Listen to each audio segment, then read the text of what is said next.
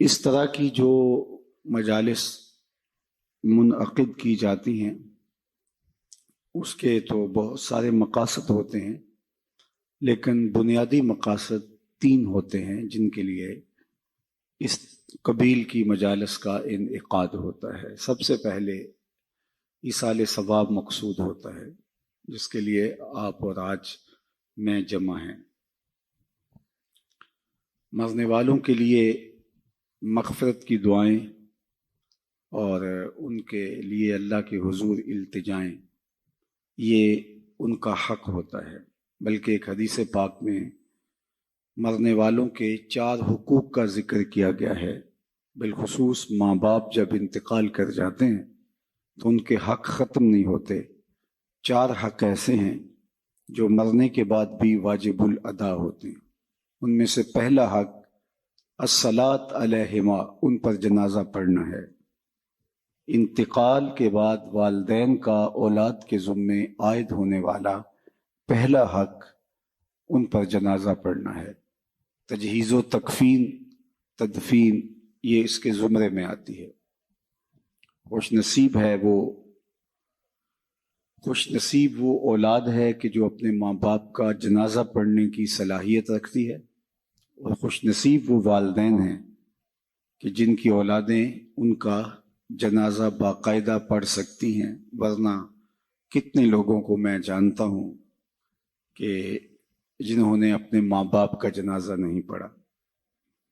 آپ سوچ رہے ہوں گے کہ وہ ملک میں موجود نہیں ہوں گے، کہیں سفر پہ ہوں گے۔ نہیں، وہ موجود تھے، قبرستان میں گئے ہیں، لیکن کھڑے رہے ہیں، جنازہ نہیں پڑھا۔ کیا اس شخص سے بڑا کوئی بد نصیب ہو سکتا ہے کہ جس نے اپنی حقیقی ماں کا جنازہ نہیں پڑھا، اپنے حقیقی باپ کا جنازہ نہیں پڑھا اور موجود بھی تھا؟ تو ایسے لوگوں کو آپ بھی جانتے ہیں۔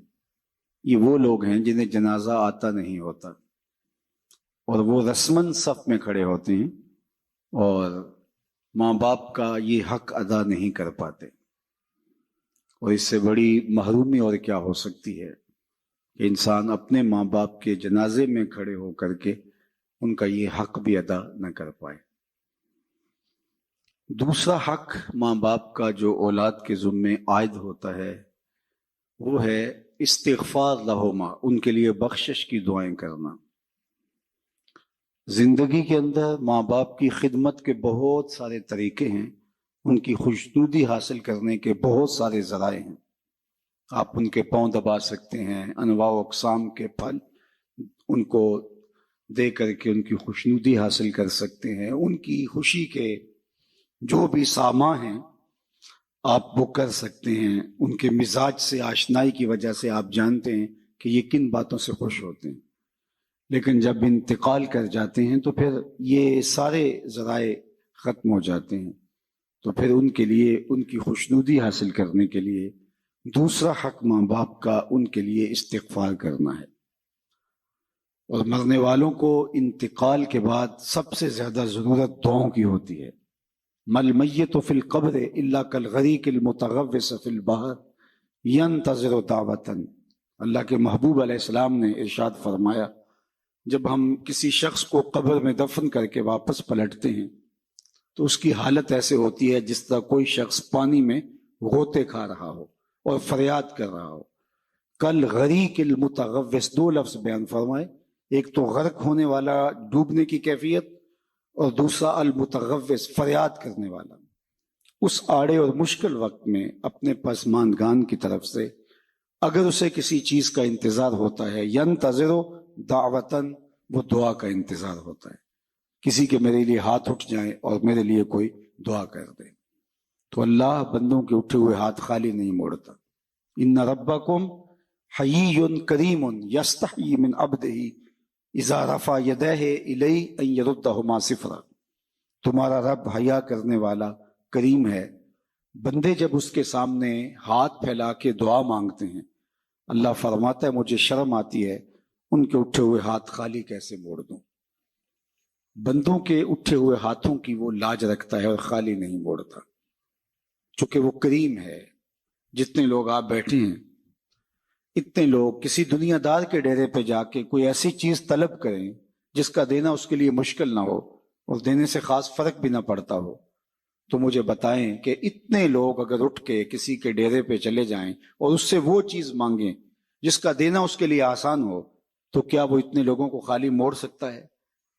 خاندانی شخص ہوگا تو وہ کہے گا ڈیرہ داری کی شان کے خلاف ہے کہ اتنے لوگ میری دہلیز پہ چل کے آگے ہیں اور مجھے کوئی خاص فرق بھی نہیں پڑتا ان کے مطالبہ کو پورا کرتے ہوئے، تو وہ ضرور اس مطالبہ کو پورا کرے گا۔ وہ کہے گا یہ ڈیرہ داری کی شان کے خلاف ہے کہ اتنے لوگوں کو خالی لٹا دوں۔ اللہ کہتا ہے یہ میری شان کے خلاف ہے کہ میرا بندہ جب میرے سامنے ہاتھ پھیلا کے دعا مانگتا ہے تو میں اس کو خالی لٹا دوں۔ ان ربکم حیی کریم یستحیی من عبدہ اذا رفع یدیہ الیہ ان یردہما صفرا، جب ہاتھ پھیلا کے وہ میرے حضور حاضر ہوتے ہیں اور میرے سے التجا کرتے ہیں تو اللہ فرماتا ہے کہ میں ان کو خالی نہیں موڑتا، چونکہ میں کریم ہوں اور مجھے خالی موڑتے ہوئے حیا آتی ہے، مجھے شرم آتی ہے کہ میں ان کو خالی موڑ دوں، چونکہ اگر میں نے بھی خالی موڑ دیا تو وہ اور تو کوئی در نہیں ہے جہاں جا کے وہ جھولی پھیلائیں گے اور جہاں جا کے وہ اپنے ہاتھ پھیلا کے دستے طلب دراز کر کے مانگیں گے۔ اگر میں نے بھی نہ دیا تو پھر وہ کس دہلیز پہ جائیں گے، کس در پہ جائیں گے؟ اور اگر کوئی خود مانگنے کے لیے تیار نہیں ہے تو اللہ تعالیٰ بے نیاز ہے۔ قل ما یعبأ بکم ربی لولا دعاؤکم، اے محبوب فرما دو اگر تم اسے نہیں پکارو گے تو وہ بھی پرواہ نہیں کرے گا۔ تمہاری ضرورت ہے، تم مانگتے رہو، جھولیاں پھیلاتے رہو، دستے طلب دراز کرتے رہو، وہ تمہاری جھولیاں بھرتا رہے گا۔ لیکن اگر تم متکبر ہو گئے، تم سرکش ہو گئے اور تم نے مانگنا چھوڑ دیا تو وہ اسے بھی پھر پرواہ نہیں، چونکہ وہ کریم بھی ہے اور وہ بے نیاز بھی ہے۔ تو تم اس سے دستے طلب دراز کر کے مانگو۔ پھر اللہ سے مانگنے کا کوئی وقت نہیں ہے، جب بھی مانگو در رحمت کو شادہ پاؤ گے۔ دنیا دار سے مانگنا ہو تو وقت دیکھنا پڑتا ہے، یہ تو سونے کا وقت ہے، اس وقت دستک دی تو الٹا طبیعت میں مزاج میں تلخی ہوگی، لیکن وہ مالک ہے لا تاخذہ سنۃ ولا نوم، نیند تو دور کی بات ہے، اسے تو اونگ بھی نہیں آتی ہے۔ تو دن کو جاؤ، رات کو جاؤ، دوپہر کے وقت در دستک پہ حاضری دو، رات کے پچھلے پہر اس کی دہلیز پہ جا کے دستک دو، جب بھی اسے پکارو گے وہ دینے پہ آمادہ ہے۔ دنیا دار سے مانگنا ہو تو اس کی زبان میں مانگا جاتا ہے، اللہ سے جس زبان میں مرضی مانگو، عربی میں مانگو، اجمی میں مانگو، ہندی میں مانگو، سندھی میں مانگو، اقبال کے لہجے میں مانگو، رومی کی طرز میں مانگو۔ نہیں مانگنا آتا خالی ہاتھ پھیلا دو، وہ بند لبوں کی بولیاں بھی جانتا ہے۔ مانگو تو صحیح، دستے طلب دراز تو کرو، ہاتھ تو پھیلاؤ۔ بت کے سامنے ہاتھ جوڑ کے زلیخا کہہ رہی تھی یا صنمی یا صنمی، اے میرے بت مجھے بچھڑا ہوا یوسف ملا دے۔ پتھر کا مادو بلا اس کی فریاد کیا سنتا، لیکن اس کا اعتقاد تھا، وہ سر شام بت کے آگے بیٹھ جاتی اور یوسف کے ملنے کی التجائیں کرتی، یا صنمی یا صنمی۔ عمر بیت گئی، نہ اس کا جذبہ کم پڑتا ہے اور نہ یوسف مل رہے ہیں۔ ایک دن رات کا پچھلا پہر تھا اور بت کے آگے ہاتھ جوڑے کھڑی تھی اور یا صنمی کا وظیفہ پڑھ رہی تھی کہ اچانک نیند کا جھٹکا آ گیا، زباں بل کھا گئی۔ یا صنمی پکارتے پکارتے کہنے لگی یا سمادی یا سمادی۔ آواز آئی جبریل یوسف کے گھوڑے کا رخ موڑ دے، بچھڑی ہوئی کو یوسف ملا دے۔ یا اللہ تجھے تو نہیں پکار رہی ہے، تو بت کو پکار رہی ہے، زباں بل کھا گئی ہے۔ یا صنمی کی بجائے یا سمادی کے لفظ زباں پہ آ گئے۔ کہا جبریل جیسے بھی اس کے لبوں پہ میرا نام تو آیا ہے، اگر میں نے بھی نہ دیا میرے اور بت میں فرق کیا ہوا؟ کوئی پکارے تو صحیح، کوئی دستے طلب دراز تو کرے، کوئی مانگے تو صحیح، ہاتھ تو پھیلائے اس کی چوکھٹ پہ۔ وہ کریم ہے، 70 پیار کرنے والا ہے، تو اگر اس کی دہلیز پہ مانگیں تو وہ بندوں کی طلب سے سوا دیتا ہے، ضرورت سے زیادہ عطا کرتا ہے۔ تو پہلا مقصد اس کے حضور بخشش و غفران طلب کرنا ہے، اللہ کے حضور عرض کرنا ہے کہ مالک غفران و رحمت کے پردوں میں ہماری ماں کو ڈھانپ لے۔ یہ پہلا مقصد ہے آج کے اس اجتماع کے انعقاد کا۔ اور یہ بات ذہن میں رکھیں، جس طرح ماں باپ کی دعائیں اولاد کے حق میں قبول ہوتی ہیں، اس طرح اولاد کی دعائیں بھی ماں باپ کے حق میں قبول ہوتی ہیں۔ جب ماں باپ کے لیے اولاد دعا مانگتی ہے تو وہ خلوص ہوتا ہے اس دعا کے اندر. میں نے کتب تصوف میں پڑھا اور ایک حدیث اس کی تائید میں بھی مل گئی. جس شخص نے روزانہ معمول بنا لیا کہ اپنے ماں باپ کے لیے اہتمام سے دعا کرتا ہے، ساری زندگی اس کے رزق میں بے برکتی نہیں آ سکتی. یہ آسان سا نسخہ ہے. ماں باپ زندہ ہیں تب بھی، ماں باپ انتقال کر گئے ہیں تب بھی. روزانہ ایک وقت متعین کر لیں اور خاص طور پہ ان کے لیے دعا کریں. ویسے تو جو صالح پاکیزہ اولاد ہوگی، 5 گانا نماز کی عادی اولاد ہوگی، وہ اہتمام سے نہ بھی کرے تو دن میں کتنی مرتبہ اللہ کے حضور عرض کرتی ہے ربنا اغفر لی ولوالدی، اللہ مجھے بھی بخش دے، میرے ماں باپ کی بھی مغفرت فرما دے. تو خوش نصیب ماں باپ کے لیے دعاؤں کے سلسلے ہوتے ہیں. تو ماں باپ کے لیے دعاؤں کا سلسلہ جاری رکھنا یہ خوش نصیب اولاد کا مقصوم ہوتا ہے. اوروں سے دعا کروانا آپ کو اسی لیے بلایا گیا ہے نا کہ اتنے لوگوں کے ہاتھ اٹھیں گے، کتنے نیک بوڑھے بزرگ سفید ریش لوگ، نیک سادات کتنے لوگ ہیں، تو اللہ کسی کی قبول کر لے. تو اوروں سے دعا کروانا. حضرت ابو ہریرہ رضی اللہ تعالیٰ عنہ کہا کرتے تھے اللہم اغفر لأبی ہریرہ ولأمی ولمن استغفر لہما، اے اللہ ابو ہریرہ کو بخش دے، ابو ہریرہ کی ماں کو بخش دے، اور جو ہم دونوں کے لیے بخشش کی دعا کرے اسے بھی بخش دے. حضرت محمد بن سیرین جلیل القدر تابعی ہیں، وہ جب بھی کبھی زندگی میں دعا مانگتے تھے تو یہ دعا ضرور ساتھ مانگتے، اللہ ابو ہریرہ اور ان کی ماں کی مغفرت فرما. تو کسی نے ان کو کہا کہ آپ کو کوئی خاص ہمدردی ہے، کوئی تعلق خاص ہے ان کے ساتھ؟ تو فرمایا کہ ہاں وہ تو سب کو ہی ہے، لیکن میں اصل ان کی دعا کا خود مصداق بننا چاہتا ہوں.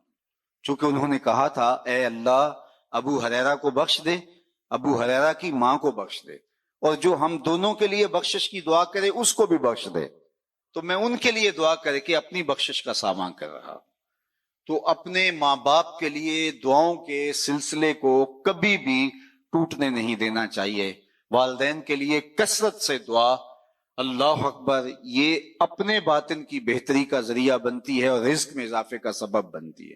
اور خوش نصیب اولاد ماں باپ کے لیے دعا کو کبھی بھی ترک نہیں کرتے اور لوگوں سے بھی کہتے ہیں کہ میرے ماں باپ کے لیے مغفرت کی دعا کریں. حضرت ابو ہریرہ فرمایا کرتے تھے کوئی ہے جو مسجد اشار میں 2 رکعت پڑھے اور میری ماں کی مغفرت کی دعا کرے. تو غفران و بخشش کی دعاؤں کا سلسلہ یہ پہلا مقصد ہے آج کے اس اجتماع کا اور اس قبیل کے منعقدہ اجتماعات کا. دوسرا مقصد پسماندگان سے اظہار تعزیت کرنا ہے.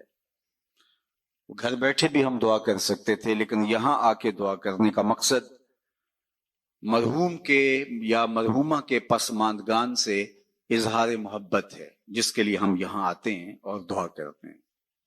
اور یہ حضور کے عمل سے، سنت سے ثابت ہے کہ حضور مائز ابن مالک اسلمی کے گھر گئے ہیں جب ان کا انتقال ہوا، اور آقا کریم نے جا کر کے کہا استغفروا لمائز، مائز کے لیے بخشش کی دعا کرو.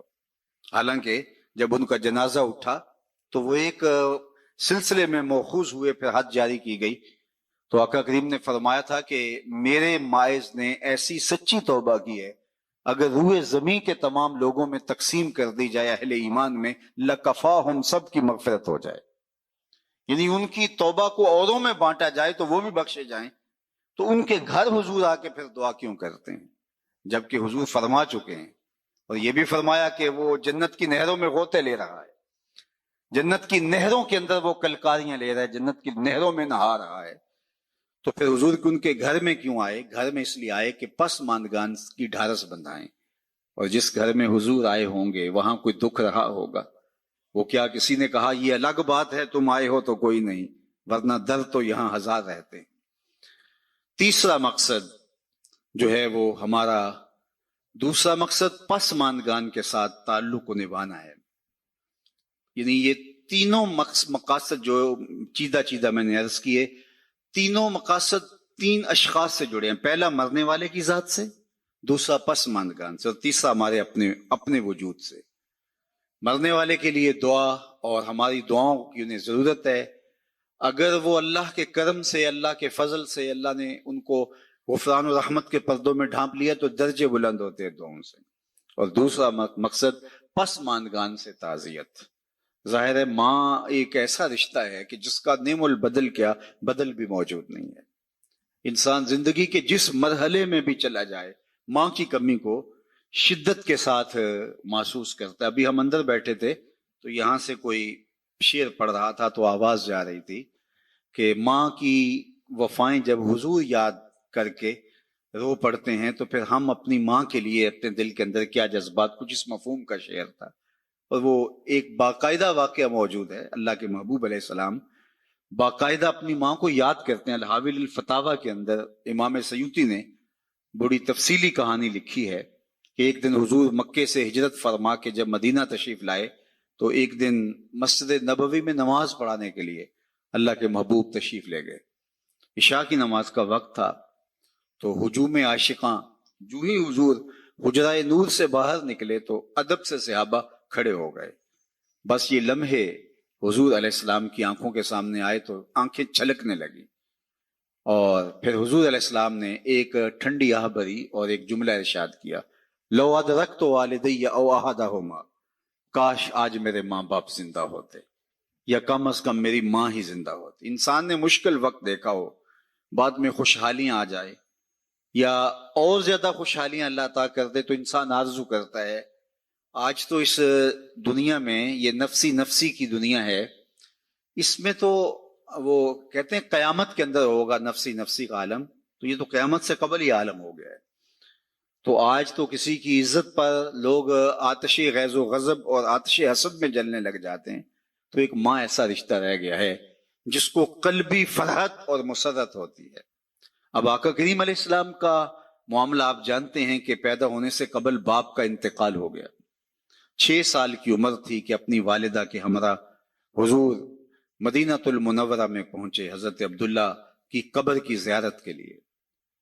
جب واپس پلٹے تو ابوا کے مقام پر حضرت آمنہ سلام اللہ علیہا کو سخت بخار ہو گیا. انہیں لگا کہ یہ میرا بخار جان لیوا ثابت ہوگا تو انہوں نے حضور علیہ الصلوۃ والسلام کے سر پہ ہاتھ رکھا اور حضور سے کچھ کہنا چاہ رہی تھی آخری بات، لیکن وہ ضبط کے بندھن ٹوٹ گئے اور چھم چھم آنسو آنکھوں سے ٹپکنے لگے. تو حضرت آمنہ نے جو جملے کہے علماء نے سیرت کی کتابوں میں موجود ہے. سیرت کی سب سے پہلی کتاب جو ہے وہ ابن حشام کے اندر یہ لفظ موجود ہیں کہ حضرت آمنہ بمشکل چند جملے ادا کر پائیں اور وہ یہ تھے کہ بیٹا ہر نئی چیز سے پرانا ہو جانا ہے، ہر باقی نے فنا ہو جانا ہے، میں بھی جا رہی ہوں. وہ ذکر باق و ولد تو توہرا، لیکن میرا ذکر نہیں مٹے گا اس لیے کہ تیرے جیسا ستھرا بیٹا چھوڑ کے جا رہی ہوں. جن ماؤں کے بیٹے اچھے ہوں ان کا تذکرہ مٹا نہیں کرتا، ان کی یادیں ختم نہیں ہوتی. یہ آخری لفظ تھے سیدہ آمنہ کے کہ ان کی سانس ٹوٹ گئی اور انتقال ہو گیا. حضور اپنی ماں سے لپٹ گئے اور بار بار کہتے تھے امی آپ آگے بولتی نہیں، لیکن خاموش ہو گیا تھا چمن بولتا. پھر ماں کی وہیں تدفین کی. ابوا کی ریت کے چھوٹے چھوٹے جو ہے وہ ٹکڑے پتھروں کے ماں کی قبر پہ رکھے اور ہو بھی کیا سکتا تھا. وہ کیا کسی نے کہا تجھے کن پھولوں میں ہم کفن دیں، تو جدا ہی ایسے موسموں میں ہوا جب درختوں کے ہاتھ پھولوں سے خالی تھے. ماں کی تدفین کے بعد ام ایمن کے ساتھ حضور لپٹ کے بیٹھ گئے اور حضرت عبد المطلب کے پاس انہوں نے آ کے خبر دی کہ آپ کی بہو انتقال کر گئی راستے میں اور ابوا میں ہم نے تدفین کر دی. ابن حشام نے لکھا ہے کہ حضور کو آغوش میں سمیٹ کر حضرت عبد المطلب بہت روئے اور ام ایمن سے ہی کہا کہ میرے بیٹے کا تم نے بہت خیال رکھنا ہے. اور آقا کریم علیہ الصلوۃ والسلام کی ذمہ داریوں کو جس طرح پھر وہ نبھاتے رہے وہ تاریخ کا ایک انوکھا باب ہے.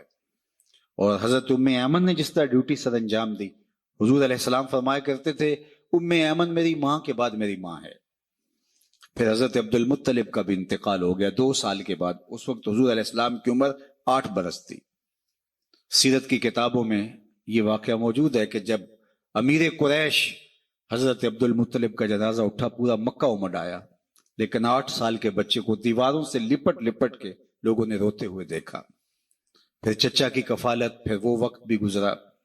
مکے کے بازار، طائف کی گلیاں، کھدے ہوئے گڑھے، ڈالی جانے والی اجریاں، آلام، تکلیفیں، کفار کی طرف سے ریشہ دوانیاں، جبر، ظلم اور استبداد کی لمبی داستانیں. اللہ کا حکم ہوتا ہے کہ آپ ہجرت کر کے مدینے آ جائیں تو حضور علیہ السلام مدینے چلے گئے تو آج حالات بدل گئے. حضور جو ہی حجرہ انور سے باہر نکلے صحابہ ادب سے کھڑے ہو گئے. وہ وقت بیت گیا جب لوگ پتھر مارتے تھے، اب صحابہ پلکیں بچھاتے ہیں.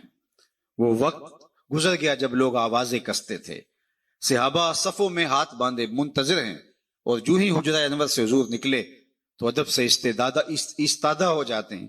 تو آقا کریم کی نظر پلٹ کے ابواب میں چلی گئی اور مکے کی گلیوں میں ہونے والے ظلم و جبر کو حضور علیہ السلام نے تصور میں لا کر کے کہا، لو ادرکت والدیہ او احدہما، کاش آج میرے ماں باپ زندہ ہوتے یا کم از کم میری ماں ہی زندہ ہوتی. وَأَنَا أُصَلِّي صَلَاةَ الْعِشَاء، اور میں لوگوں کو نماز عشاء پڑھا رہا ہوتا. وَأَقْرَأُ فِيهَا بِفَاتِحَةِ الْكِتَابِ، اور اس میں سورہ فاتحہ کی تلاوت چل رہی ہوتی.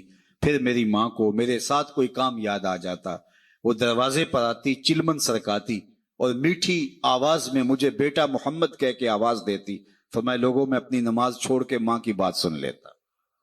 ماں کی کمی کو انسان ہر دور میں ہر لمحے میں محسوس کرتا ہے، چونکہ یہ رشتہ ہی ایسا ہے جس کا نعم البدل کیا بدل بھی موجود نہیں ہے. ماں جب بولتی ہے تو اس کے لہجے میں جبریل بولتا ہے. ماں جب مسکراتی ہے تو لگتا ہے جنت کے سارے پھول کھل اٹھے ہیں. ماں کو اللہ نے وہ درد، وہ درک، وہ محبت، وہ پیار اور وہ تڑپتی ہوئی بےتاب ممتا دی ہے کہ جس کی کوئی مثال ہی نہیں ہے. ایک شاعر ہوا تابش، اس نے ماں کے پیار کو کتنے خوبصورت پیرائے میں بیان کیا. ایک مدت سے میری ماں نہیں سوئی تابش، میں نے ایک بار کہا تھا مجھے ڈر لگتا ہے. کہا بچپن میں میرے منہ سے نکلا تھا امی مجھے رات کو ڈر لگتا ہے. کہتا ہے بوڑھا ہو گیا ہوں لیکن میری ماں اب بھی میرے بستر پہ پھونکے مار کے سوتی ہے کہ میرے بیٹے کو کہیں ڈر نہ لگ رہا ہو. اللہ اکبر. ہمارے ایک بہت بڑے ادیب گزرے ہیں، ان کی والدہ انتقال کر گئی تو انہوں نے ایک کالم لکھا تھا اس زمانے میں کہ ان پڑھ اور بوڑھی ماں کی یاد میں. وہ کہتے تھے کہ میری ماں پڑھی لکھی نہیں تھی لیکن میری یونیورسٹی وہی تھی، میرا کالج وہی تھا. اور پھر کہتے ہیں کہ اونچی مسندوں کے اوپر بیٹھنے کا وہ لطف کہاں جو ماں کے قدموں میں بیٹھنے کا سرور ہے. عالی نسب ہوٹلوں میں کھانا کھانے کا لطف کہاں جو چولہے پر بیٹھ کے ماں کے ہاتھوں سے پکی ہوئی چپاتیاں کھانے میں ملتا ہے. عالی جناب، حضرت صاحب، کیا کیا لقب دیے جاتے ہیں، نقیب حضرات اٹھا کے کہاں سے کہاں تک لے جاتے ہیں، لیکن ان لفظوں میں وہ چاشنی کہاں جو ماں کی زبان سے اوئے مٹھو اور اوئے ببلو میں رکھی گئی ہے. ماں جب پیار سے بیٹے کو دیکھ رہی ہوتی ہے لگتا ہے آسمان سے رحمتیں اتر رہی ہیں. اللہ نے اس کو وہ پیار دیا. میں اپنے دوستوں کو کہتا ہوں یہ آج کل سڑکوں کے کناروں پر بڑے بڑے ترازو نصب کر دیے گئے ہیں، پورا کنٹینر تول لیا جاتا ہے. تو میں نے کہا آج تک کوئی ایسا ترازو ایجاد نہیں ہوا جس پر ماں کے پیار کو بھی تولا جا سکے. اللہ نے اس کو وہ محبت دی، وہ پیار دیا، وہ درک دیا، وہ درد دیا، اس کے اندر وہ احساس کی کائنات آباد کر دی جسے ممتا کے نام سے پکارا جاتا ہے. نعم البدل کیا بدل بھی موجود نہیں. اللہ نے ماں کے روپ کے اندر اللہ اکبر وہ پیار رکھا ہے. ماں جب پیار سے ہاتھ اٹھا دے تو عرش سے بیٹے کے حصے کی دعائیں کھینچ کے لے آتی ہے. اور لازمی نہیں ہے کہ ماں رابعہ بصریہ ہو تو پھر ہی اس کی دعا قبول ہوتی ہے. لیپا پوتی کرتی ہوئی ماں اپنے گارے سے بھرے ہوئے ہاتھ بھی اٹھا دے اللہ ان کو بھی خالی نہیں موڑتا. اللہ جل شانہ نے ماں کے سینے کے اندر اولاد کے لیے اتنا پیار رکھا ہے. اگر آپ کی توجہ ہو تو میں آپ سے کہنا چاہوں گا کہ ماں اولاد سے اتنا پیار کیوں کرتی ہے، دکھ جھیل لیتی ہے. غریب مائیں تو لوگوں کے گھروں کے برتن مانجنے سے بھی گریز نہیں کرتی. شہر میں آ کر پڑھنے والوں بھول گئے ہو کس کی ماں نے کتنا زیور بیچا تھا. مائیں کن کن مشکلوں سے گزر کے اولاد کی تربیت کرتی ہیں، غلامیاں قبول کر لیتی ہیں. ماؤں کی کہانیاں دل آویز ہیں اگر اس عنوان سے بات چلے. لیکن میں آپ سے پوچھتا ہوں کہ ماں کو اولاد سے اتنا پیار کیوں ہے؟ تو آپ سب کا ایک جواب ہوگا، اس لیے کہ اولاد کو ماں نے جنم دیا ہے. تو جس ماں نے اولاد کو جنم دیا وہ اتنا پیار کرتی ہے تو جس رب نے خلق کیا وہ کتنا پیار کرتا ہو. جنم دینے والی کا پیار کسی ترازو پہ نہیں تولا جا سکتا، اور جس نے دست قدرت سے بنایا ہے. یا ایھا الانسان ما غرک بربک الکریم الذی خلقک فسواک فعدلک فی ای صورۃ ما شاء رکبک. ماں کی دہلیز چھوڑ کے بچہ بھاگ جائے، آوارہ مزاج بچہ تو ماں کہتی ہے پتر آ جا، اتنی ٹھنڈی چھاؤں کہیں نہیں ملے گی، پلٹ کے آ جا، میری باہیں تیرے لیے کھلی ہیں۔ اور مالک کی دہلیز چھوڑ کے جب سرکش انسان بھاگتا ہے تو اس کی رحمتیں آواز دیتی ہیں، یا ایھا الانسان ما غرک بربک الکریم، او بھاگے ہوئے انسان آجا پلٹ کے، تیرا رب بڑا ہی کریم ہے۔ مجھے بتاؤ کوئی بھاگے ہوئے کو یوں بھی آواز دیتا ہے؟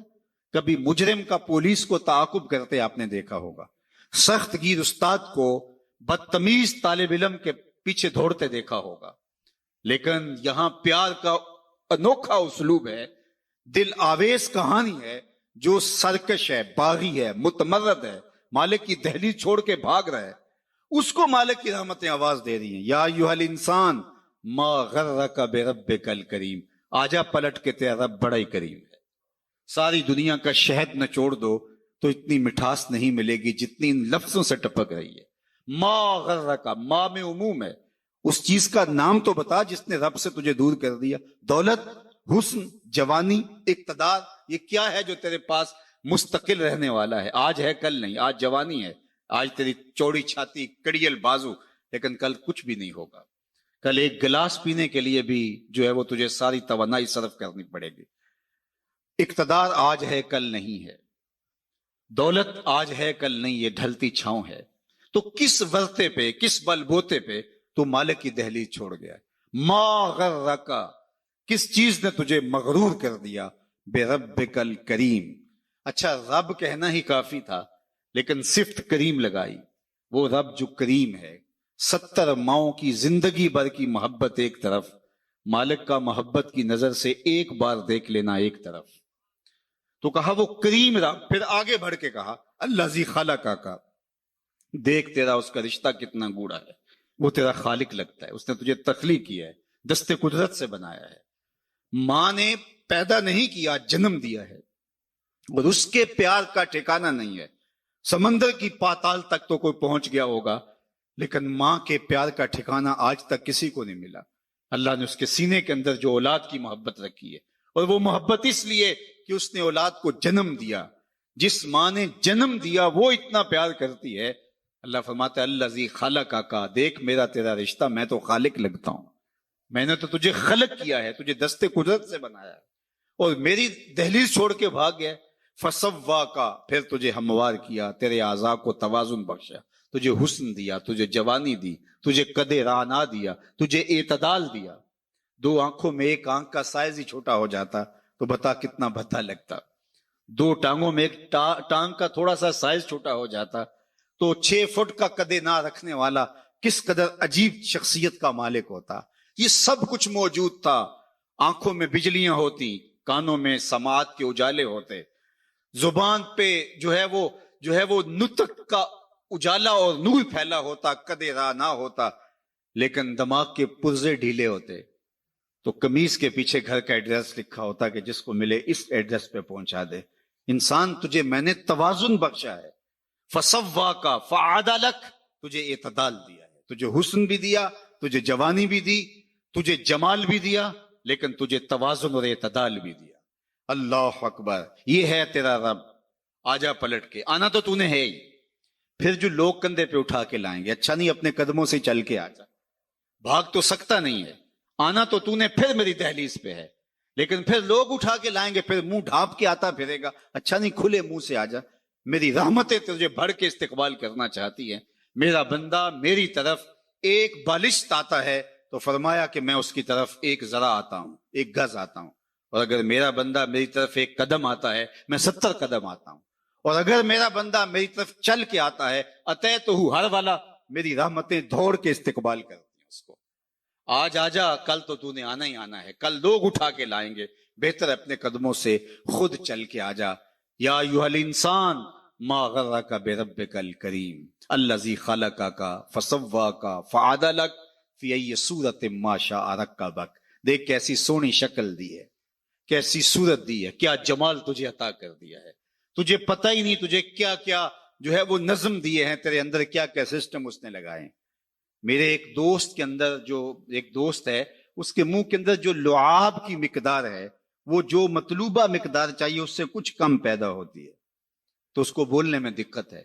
مسئلہ کیا ہے جی؟ اس کا لعاب کی مقدار کچھ کم پیدا ہوتی ہے، دنیا کا امیر ترین شخص اوناسس، یہ ٹاپ 10 لوگ بنتے تو کسی زمانے میں یونان کا اوناسس، جس کا بہت بڑا کام تھا اور دنیا کے 10 لوگوں میں شامل تھا، تو اس کی آنکھ کے پپوٹے کام کرنا چھوڑ جاتے ہیں۔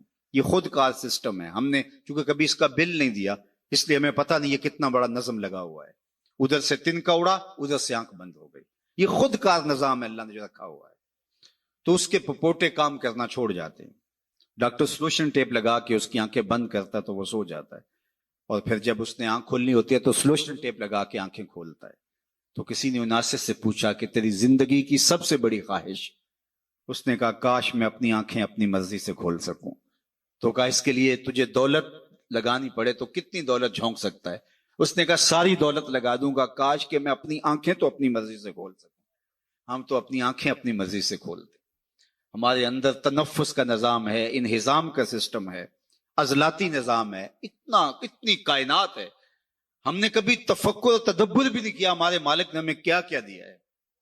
تو کہا کہ تجھے توازن دیا، تجھے اعتدال دیا، تجھے حسن دیا، تجھے شکل دی، بلکہ ایک آگے چل کے ایک دوسرے مقام پہ قرآن کہ ثم اماتہ فاقبرہ، اللہ تعالیٰ نے اس کو بھی بطور نعمت گنوایا کہ میرا شکر مان کہ میں نے تجھے موت دی۔ اگر تجھے موت ہی نہ دیتا بتا کیا کرتا؟ بڑھاپا آ گیا تھا، ارذل عمر آ گئی تھی، اڑ جاتا۔ اب وہی بچپن پلٹ کے دوبارہ بڑھاپے میں آ گیا۔ وَمَن نُعَمِّرْهُ نُنَكِّسُ فِي الْخَلْقِ، سورہ یاسین۔ ہم جب لمبی عمر دیتے ہیں تو پلٹ کے پھر وہ بچپنا لے آتے ہیں۔ دانت گر گئے، پھر سخت چیز میدے میں اتار نہیں سکتا، میدا کمزور ہو گیا، بولو براز پھر چارپائی کے اوپر، مشکل بن گئی، زندگی سے تنگ آ گیا۔ بچپنے میں بولو براز سب کو چارپائی کے اوپر ہوتا تھا تو ماں کے سینے میں ممتا رکھی ہوئی تھی، تو ماں اس ممتا کے تحت کبھی شکایت نہیں کرتی تھی۔ بیٹا معذور بھی ہو تو ماں کی زبان سے کبھی نہیں سنیں گے کہ اللہ میرے بیٹے کو پردہ دے دے، اور نہ ماں کے سامنے یہ بولنے کی کوئی جرت کر سکتا ہے۔ لیکن جب والدین بوڑھے ہو جاتے ہیں اور ڈاکٹر بھی جواب دے دیتے ہیں اور چارپائی پہ بولو براز مشقت بن جاتی ہے، تو اولاد پھر یہ تو ضرور کہتی ہے کہ دعا کرو اللہ ماں باپ کو پردہ دے دے، لیکن ماں باپ نے کبھی پردہ نہیں مانگا تھا اولاد کے لیے، چاہے جتنی بھی اذیت میں ہو۔ اللہ اکبر، وہ مشکل وقت آ گئی، یہ ارذل عمر ہے۔ پھر پلٹ کے بچپنا آ گیا، ایک گلاس پانی کے مانگنے کے لیے پوری توانائیاں صرف کرنی پڑتی ہیں، پھر آواز نکلتی ہے، پھر آنکھیں انتظار کرتی ہیں کوئی 2 گھونٹ پانی لے آئے، پھر وہ پانی پیش کرتا ہے، تو پھر پوری ہمت لگا کے اس پانی کو جو ہے وہ حلق سے نیچے اتارنا پڑتا ہے، کتنی مرتبہ سانسیں لینی پڑتی ہیں۔ اب گھر والے تنگ آ گئے، بابے کو اندر سے باہر برآمدے میں ڈال دیا کہ بچہ بابا کھانستا ہے اور بچے ڈسٹرب ہوتے ہیں، امتحان سر پہ ہیں، نوکر مقرر کر دیا۔ اب اتنی مشکل بن گئی کہ وہ کہتا ہے یا اللہ مجھے موت ہی دے دے۔ اللہ فرماتا ہے ثم اماتہ، ہمارا شکر مان کے ہم نے تجھے موت دی، اگر اس مرحلے میں ہم تجھے موت بھی نہ دیتے بتا کیا کرتا؟ پھنس گیا تھا نا، گھر والے بھی تنگ آ گئے، ان کے چہروں سے بیزاری کو تو محسوس کر لیتا۔ اب اس وقت اگر ہم تجھے موت نہ دیتے، سارے پیار اور ساری محبت کے باوجود تو کتنی مصیبت میں پھنس گیا تھا۔ اللہ کہتا ہے ثم اماتہ، شکر مان میرا کہ میں نے تجھے موت عطا کی۔ پھر آگے کیا فرمایا؟ فاقبرہ، بکری بھی تو مری تھی، گھسیٹ کے روڑی پہ ڈال دیا، جانور بھی تو مرے تھے، گھسیٹ کے گڑے میں پھینک دیا، لیکن کہا نہیں ثم اماتہ فاقبرہ، جو ہی مرا دوبارہ پھر تو محبوب بن گیا۔ اب سارا شہر تیرا منہ دیکھنے آ رہا ہے، ذرا سوچ، تیرا منہ دکھانے کے قابل ہے؟ ساری زندگی اللہ کے حکموں کو توڑا، لیکن ایک دم پھر محبت جاگ پڑی، محبت آنسو بن کے بہنے لگی، زمانہ دور دور سے آنے لگا۔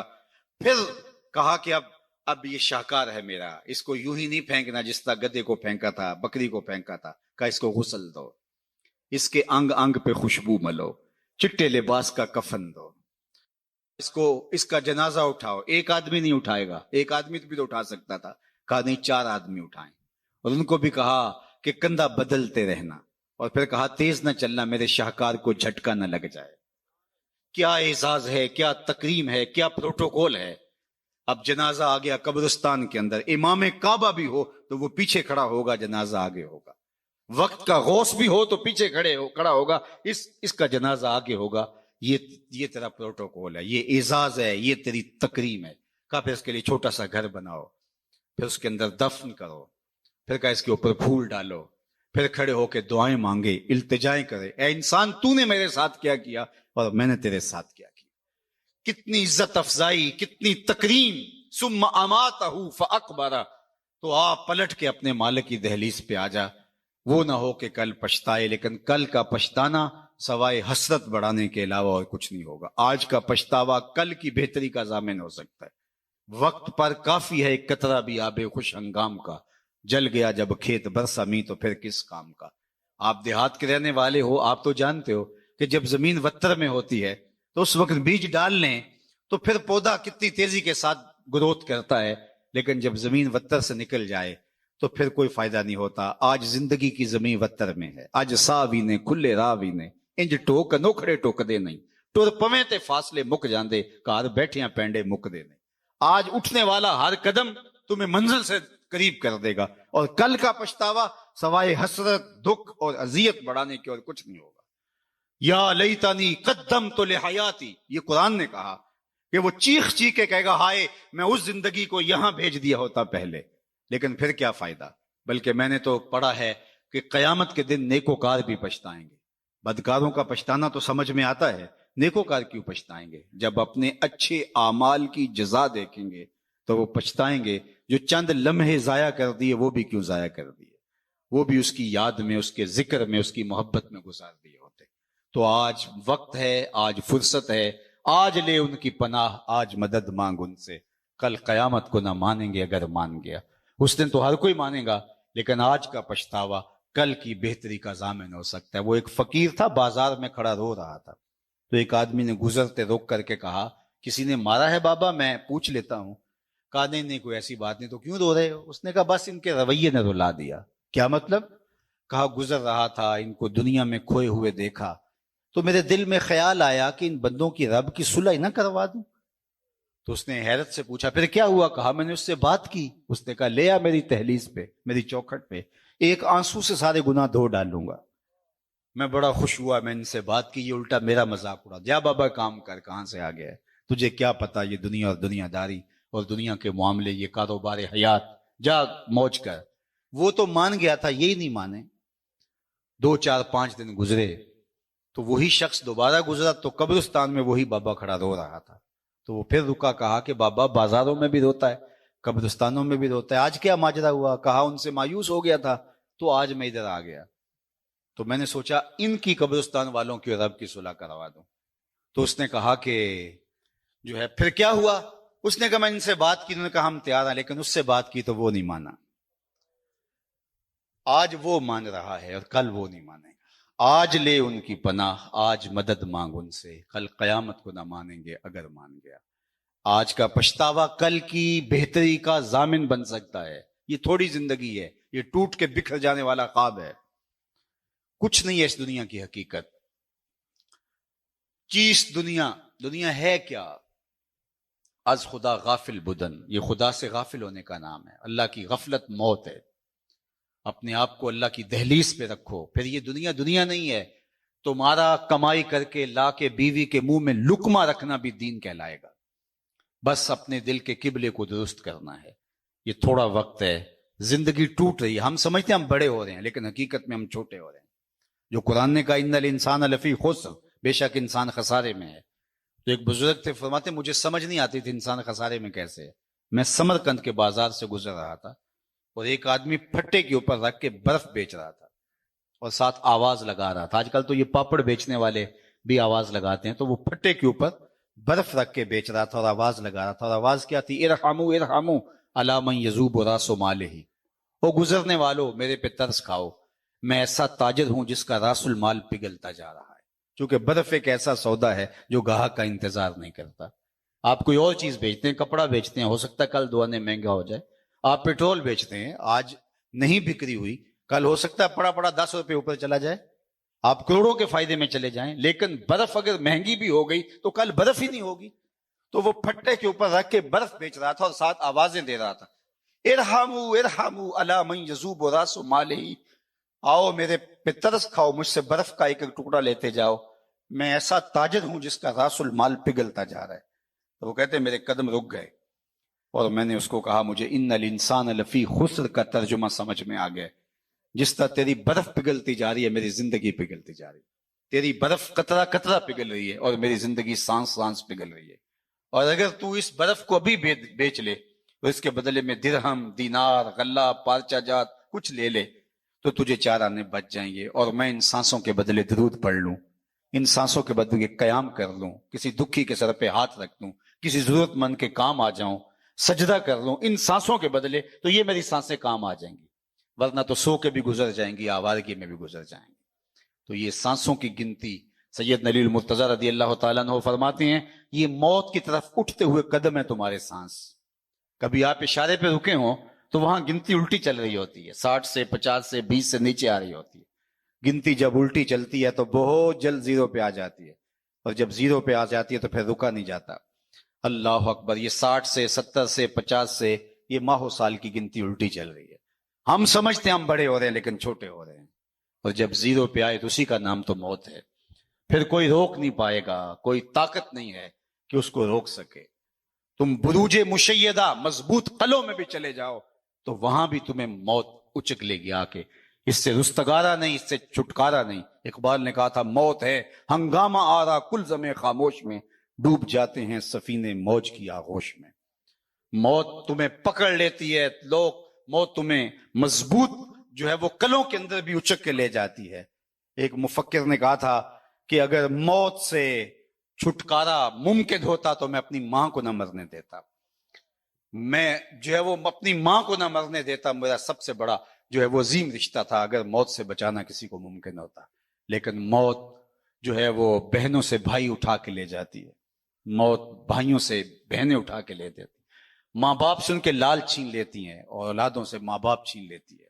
تو موت سے تو چھٹکارا نہیں ہے، موت سے تو بھاگ نہیں سکتے، فرار اختیار نہیں کر سکتے، تو پھر آئیے زندگی ایسے گزاریں کہ مرنے کے بعد بھی ایک خوشگوار زندگی ہمارا استقبال کرے۔ پھر موت تحفۃ المومن بن جاتی ہے، جو اللہ کے محبوب نے فرمایا تحفۃ المومن الموت، پھر موت ایک بھیانک منظر نہیں رہتا، موت پھر مومن کے لیے تحفہ بن جاتی ہے۔ بلال حبشی رضی اللہ تعالیٰ عنہ کا آخری وقت آتا ہے تو ان کی زوجہ سرانے بیٹھی اور سانس ٹوٹنے لگتی ہے تو وہ کہتے ہیں واہ حزن نہ ہو، ہائے افسوس میرا شوہر